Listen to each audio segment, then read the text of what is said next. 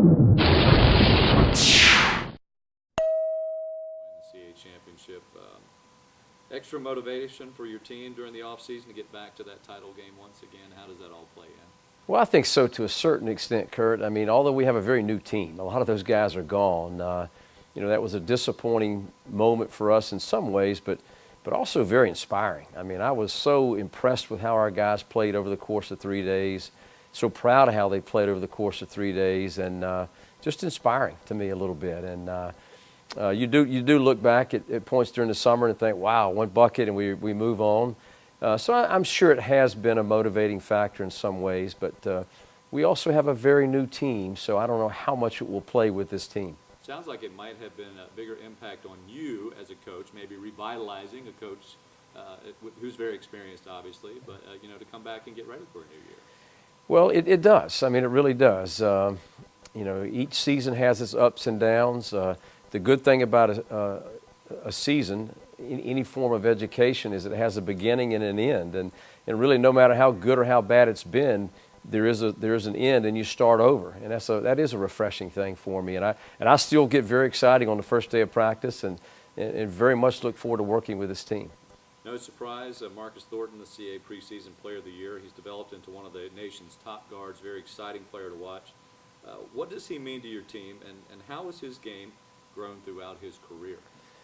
Well, Marcus is a great player. I mean, he's truly a great player, and I think the thing that's impressed me the most about him over the course of 4 years is his work ethic. I mean, I've coached for 38 years, I believe it is now, and he's the hardest worker I've ever been around.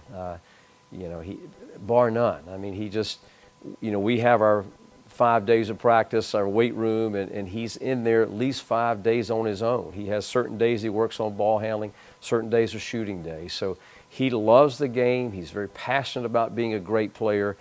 So that's always impressed me. He's grown so much as a player. He's grown so much as a person. And he's obviously very valuable to our ball club. Omar Pruitt was clearly the top freshman in the CAA last season. Made quite an impact on your team. How good can he be? What makes him a special player? I think what makes him special is his feel for the game. He's a good scorer. He's a good passer, great rebounder, blocks shots. Does a lot to help our team. But he's one of those guys that just has the right feel. He knows when to make the right pass, to make the right deflection.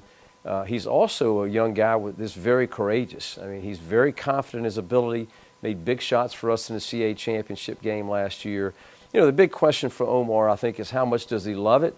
Does he want to continue to work at the game and get better every year? And I think the answer is yes, but he's got to prove that, I think. And, sometimes that freshman to sophomore year is a slippery slope. He's had a good all season, and I think we'll continue to see good things from him. Well, maybe Marcus Thornton can lead him and become a different type of MVP to bring him Well, along. that's probably Marcus's greatest impact on our program, is that work ethic. When he was a freshman, he did these workouts on his own. Now you go in the gym, he's got 2 or 3 young guys with him, and that's growth. I mean, that's leadership right there, and I hope Omar and some others will follow him in there. You mentioned some of the other players this is a team that does have a lot of new faces on it. Do any of them kind of stand out in your mind right now that people might see make an early impact? Well, I think in terms of new players, we have 5. One's a transfer that will not be eligible this year, 4 freshmen. Several of them have been hurt most of the fall, but I think the guys who stood out a little bit in practice are Oliver Tot, 6'6" guard out of Slovakia, a guy that's been very impressive so far. Greg Malinowski, although been hurt the last week, has been very impressive in his practices. Paul Rowley has missed most of the preseason with an ankle injury, and Connor Birchfield can really shoot the ball. He's a little one-dimensional right now, but really shoot the ball. But we do have a lot of new faces, and one thing really important for this team, Curtis, we can't be one-dimensional. We have to be balanced, and so I think guys like Terry Tarpey, who had a good year last year, I think is really going to step up for us this year. Sean Sheldon, who was a backup center this year, will be our starter. Really improved player for us right now. Daniel Dixon, who got quality minutes as a freshman, is going to play a really key role for us. Redshirt players, Mike Schlappman. So we got a lot of new faces. We have 9 freshmen and sophomores on this team, so a lot of pieces to be put together, but I do think we have some pieces. So what are the keys, all these pieces, for them to come together for the big championship-style puzzle that the tribe can come away with? Well, it's a good question for all of us. I think one is we have to continue to improve defensively. I think we were good enough offensively last year to win a championship. We didn't because we didn't get stops in the last 60 seconds of the game. So that will continue to be a point of emphasis. We're not a big team in terms of 6'10", 6'10", 6'10", but we're a long basketball team, so team rebounding will be very important for us. And then I mentioned this a minute ago, but we have to be balanced. We can't rely on Marcus Thornton and Omar Pruitt to get 25 a night.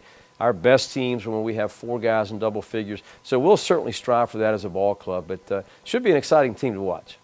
Very good. Thank you very much. Best